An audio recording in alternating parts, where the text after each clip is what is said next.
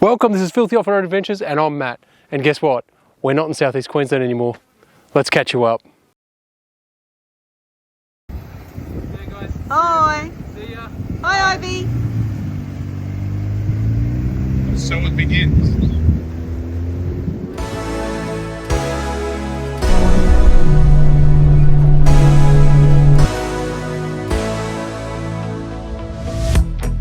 The place is loud, but yeah, you cut through the noise.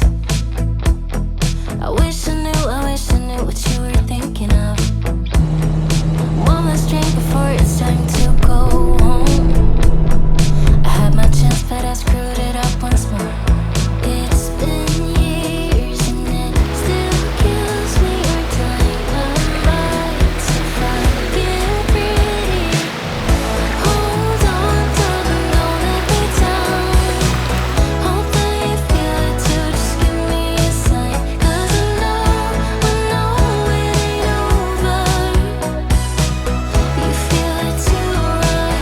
So until next time, hold on, darling, don't let me go. I wanna see if you're the soul, just hold me close. 'Cause I know it ain't over. You feel it too, right? So until next time. Lost in the crowd, but yeah, you drown out the sound. I wish I knew what you were thinking about. Is this thing in my head delusional till I die, babe? At least we stand a chance then, right? It's been years and it still kills me. Your dynamite, so fucking pretty. Hold on, darling, don't let me down. Hope that you feel it too, just give me a sign. 'Cause I know it ain't over. You feel it too, right? So until next time, hold on, darling, don't let me go. Yummy, yummy, yummy.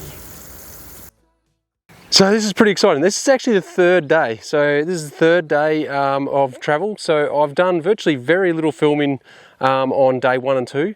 I left Brisbane very late with the settlement of the unit, well not so much settlement of the unit, but moving out. And basically having the place set up ready for the removalists. Big shout out to my mate Con and Ants. They absolutely took one for the team and I apologise very much. The removalists were going to be there for 2 to 3 hours. They turned up at like just before 8 o'clock I think it was and didn't leave until like 4 o'clock. It was ridiculous. But thank you very much Con and Ant. We owe you more than you can ever imagine, because if it wasn't for that I would be so far, I wouldn't make it to pick up Leisa. So there's something very nice coming for you guys, so thank you anyway. Anyway, so I didn't film much purely and simply because I got out of Brisbane very late and I just wanted to get as much distance as I could, particularly with the big rain band or the weather that was coming through. There was a heap of road closures and everything going on. So I just wanted to make sure I could get out of town and get away from some of those road closures. I did have to actually call into Caravanning as well to muck mats. So we've got some custom mats made up for the Reconn, who's just in the background here. And basically, so I had to pick up those as well. So it was a bit of a run around on the first day. Basically that was on the Monday, and then Tuesday all day driving, so pretty much all the way through. I was going to stop at the Nyngan Weir. I did actually pull up at the Nyngan Weir, but it was full, and I mean chockers. And there was heaps of people burning green wood. It was smoke everywhere. It was really unpleasant. As much as I love that campsite, I went, nah, this is not for me. So decided to push on, even if it meant I got in here pretty much on dark. Thankfully, the roos were really good, as in not a lot of them. And obviously the advantage, we've got very good lights on Sarge as well now too. So pushed on, came into Cobar, and we're at the Cobar Old Reservoir. So this is a free camp, and as you can see, there's no one here. So as a car just comes in, but he's just a day tripper by the looks of that. But there was a setup over here, and the only other camper we've got is this fifth wheel over here.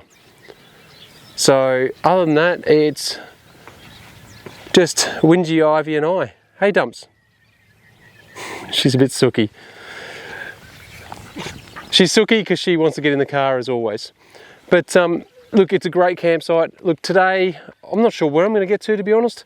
I'm going to slow down a bit, and basically I've only got 1,000 k's to cover in 2 days, so it's much more manageable days, much more realistic, and hopefully I'm going to be able to capture a lot more footage as I go along. And more importantly, I feel like I can breathe. It probably hasn't sunk in yet that I'm actually first time ever I'm unemployed. I've been employed full time since I left school, as in like the Wednesday after after school. So it's a bit of a surreal feeling to be thinking of not going to work every day. So I'm going to do a bit of a video on that separately, just to go through the reasonings behind why I'm unemployed at the moment and what's the plan. Yeah, it's a pretty cool feeling. I don't think it's sunk in yet, but I'm going to pack up and we're going to get on the road. And first we're going to go to the Cobar sign and take some video there. I did some on the way in last night, hoping to get some good light. Not sure how grainy it might be because it's a bit dark. So I'm going to stop waffling. Let's get this little turd in the car and let's hit the road.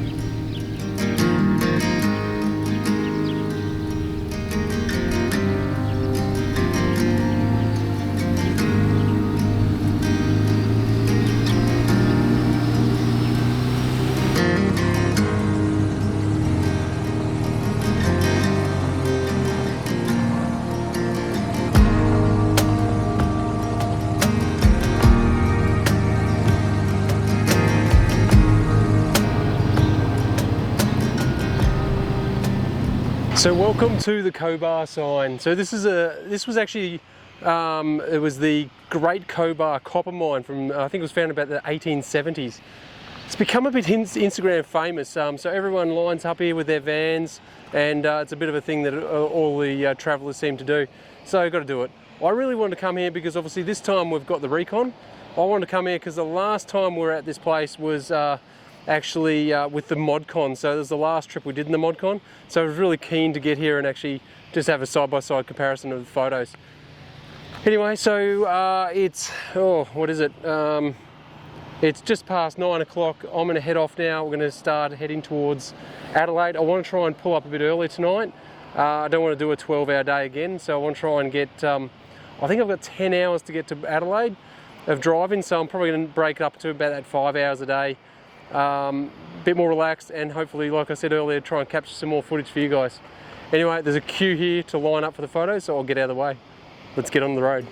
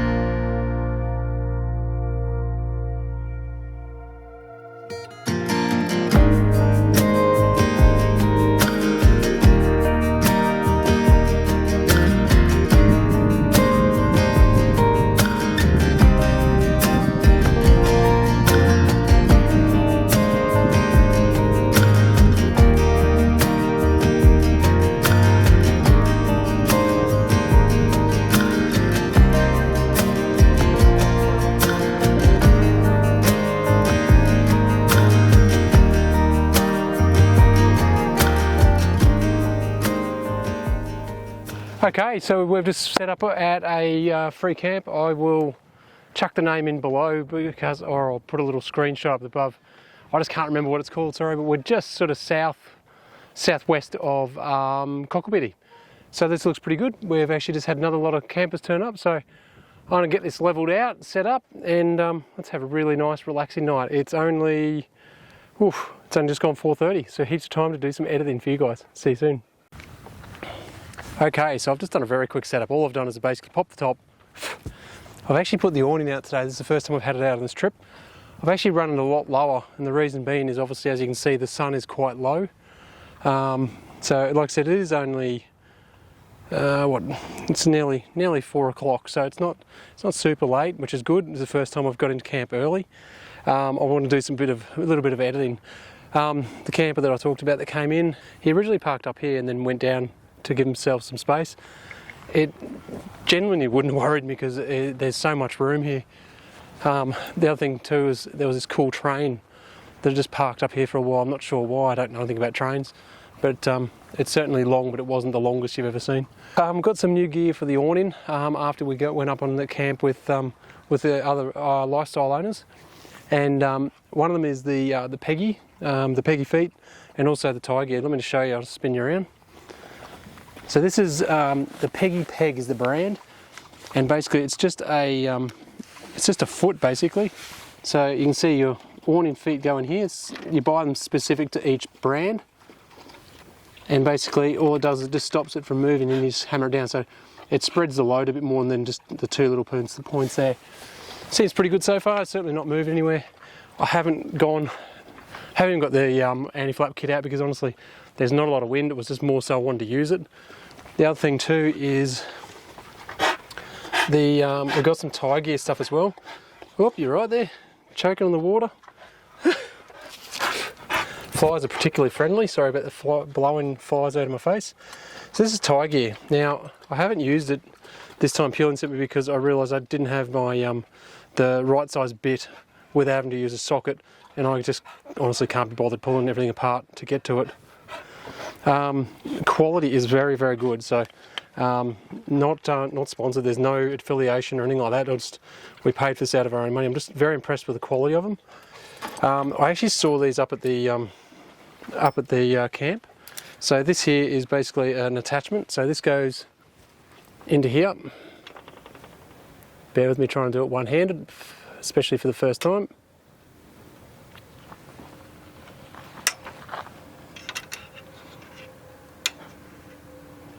Oh, there's actually two different sizes there. There we go. Get the right size one in there. So there, that just goes in there, and then that's actually got some tension, some spring in it, so it actually will move a little bit. And then all your gear, sorry, these flies, all your excess cable goes in there. So tie that off to the anchor down the bottom. Yeah, pretty cool. I'll do a video on once I've got them set up and see how they actually work. So Murphy's Law, just as I decide to not put the awning straps out, it picks up. So what I'm going to do is I'm going to show you very quickly how to do this. And I've done the first one because, as I said, I hadn't done this before, so I wanted to at least have some sort of clue when I'm talking to you. So I've got basically one peg and I've got the straps. So in this case, because I've got the small, there's two sizes. See, here's small, large, small. Small into the gap there. Basically that just ties it down.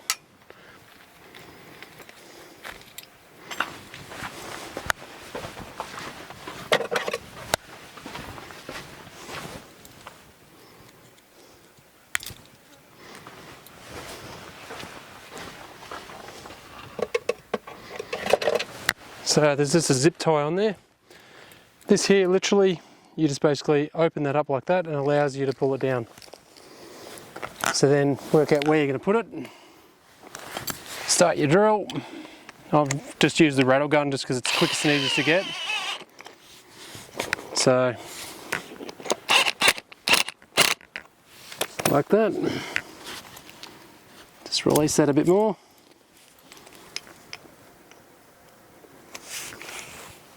Place it under there. Try not to eat too many flies. And then that's it. And then literally pull up. And that goes, doesn't go, it's not going anywhere. And then literally just wind this up like this, however you want to do it.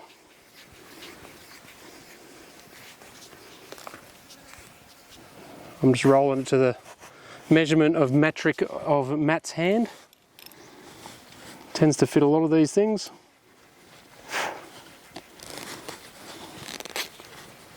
And you're done. So now I don't have to worry about that going anywhere. I'm not going to worry about the anti-flap, but yeah, worked pretty easy, pretty good. All right, I'm going to go back in and continue editing now.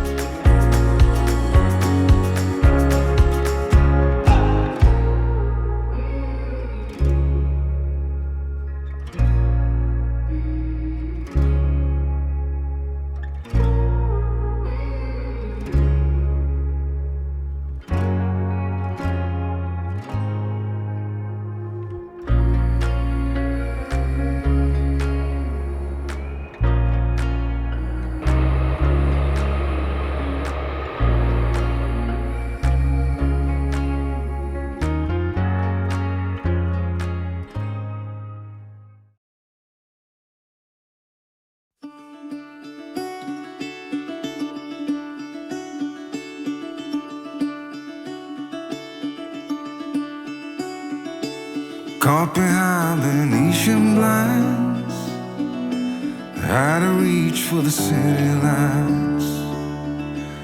This ain't where I belong. Hey, look at me, man, what I've become. I've been running east, looking for a sunset, digging deep since '99. What I thought was gone was sitting in my pocket in plain sight all along. I think it's time for me to go, burn all bridges. All I know, I got lost along the way, fell between the foam, pulling stitches. Time to let go, so come what may. Good morning. Look, I've got my back to the wind because it is blowing a gale. Getting chased out early this morning because honestly the wind has just been horrible last night. So packed it up early. It's about 7:30 and I'm going to hit the road. I'm actually not that far from Adelaide. I've actually made really good time. I think I'm only probably 3.5, probably about 4.5 hours, sorry, from Adelaide. So going to push on. As usual, we've left things to the last minute, so we can't get into the to the caravan park that we want to stay. We want to stay in Harndorf. I have sent an email to them in the off chance they've got a late cancellation, but if not, we'll probably end up somewhere like Semaphore where we were last time, which was really nice, and Ivy really enjoyed the beach as well. Anyway, let's get this roof down and let's get on the road because I'm freezing cold. God, I miss Queensland weather-wise. Whew. Except the rain. No one misses the rain.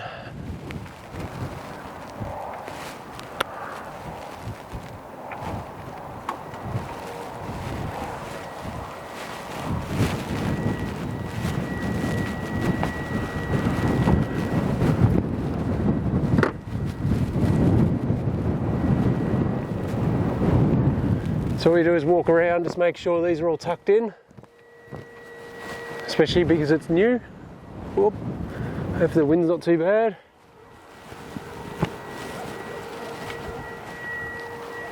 Just making sure they're all down, which they are all in.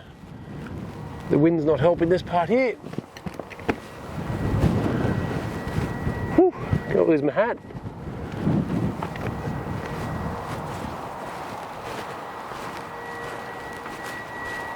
How easy is that compared to the old camper, hey?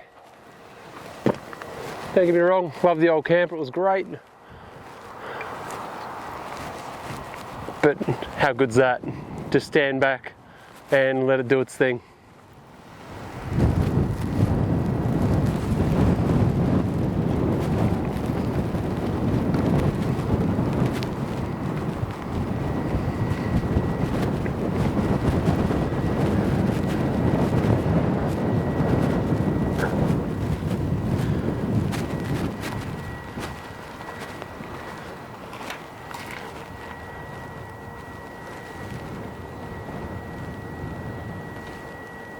That's unreal. So good. I love this camper. You shouldn't love material items, but I do. All right, let's stop talking crap. Let's go. Don't look before you leave. What you give, you get to keep. So long, farewell, bye-bye. Let's have a toast for those lost old eyes.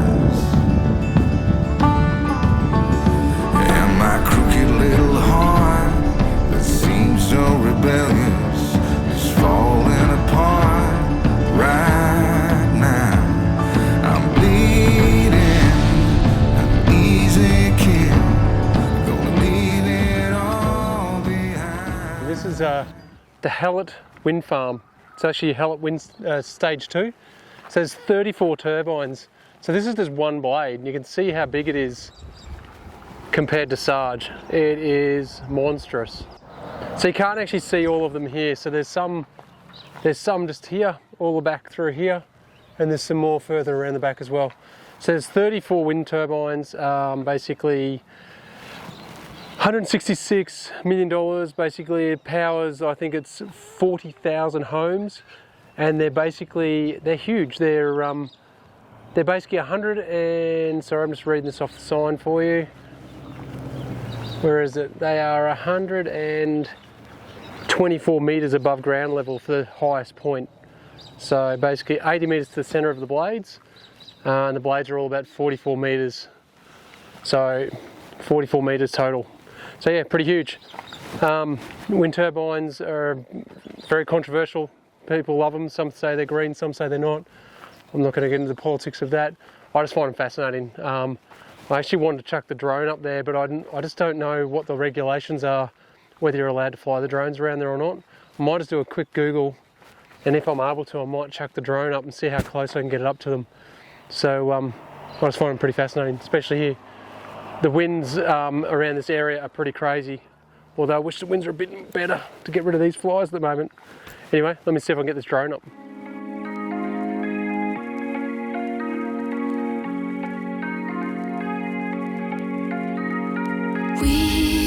We watch the sun go down over the same old town, like so many times before. We look at the same old stars, battle the same old wars, like so many times before. And I know that we're not perfect, but I'm gonna miss all that we had. Yeah, I know that we're not perfect, but I need this night for the last time. Stay, stay. Know you're gone in the morning, but I'll be okay if you stay. Stay. Know you're gone in the morning, but I'll be okay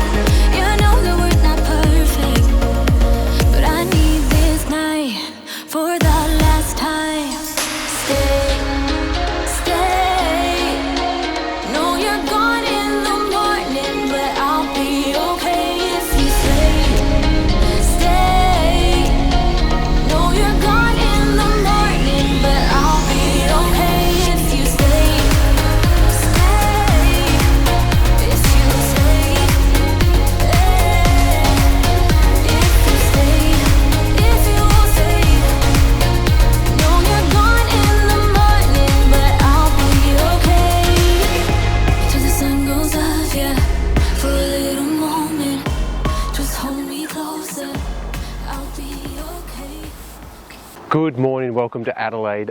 Look, I apologise, I didn't film much yesterday, pretty much from the car. Just wanted to get set up. I had some little things I needed to get sorted out, particularly as we're picking up Leisa tonight, which is pretty cool. So we're staying at, I think it's called the Discovery Park at Harndorf. Now, as you know, we're not caravan park peoples, but this is pretty cool. It's a really nice park. It's, as you can see, lots of green space. Heaps of facilities. If you've got kids particularly, it'd be really great. Big playgrounds, a pump track, mini golf. There's a place up there with all arcade games, air hockey, all that sort of stuff. Massive camp kitchen, everything like that. Great thing is it is pet friendly as well. Super friendly staff. It is, as you know, we don't stay at caravan parks, but it's very different. It's, you notice you go to these small, lack of a better word, mum and dad type caravan parks where they're traditionally the owners are there and everything like that, or they've got on-site managers in it, but they're a smaller van site. They tend to be, I don't know, it's a different level of service, as in the sense that they're super friendly, but they're also genuinely invested and interested in. Here, it's, once again, super friendly, great staff, no complaints, but just, it's a business. Do you know what I mean? It's just, I don't know, it's just a different vibe. But super clean, very, very well looked after property.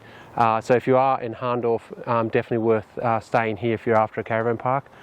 We stayed at, when we came down here and we had to come down for the repairs to Sarge last trip, we stayed at Semaphore, which is right on the beach. Both the same companies. This is a significantly better park out of the two. And we want to come here. Main reason we want to come here is because Leisa wants to go to get to Fudge. We love Harndorf, and she also wants to get some fresh fruit and veg at the markets across the road.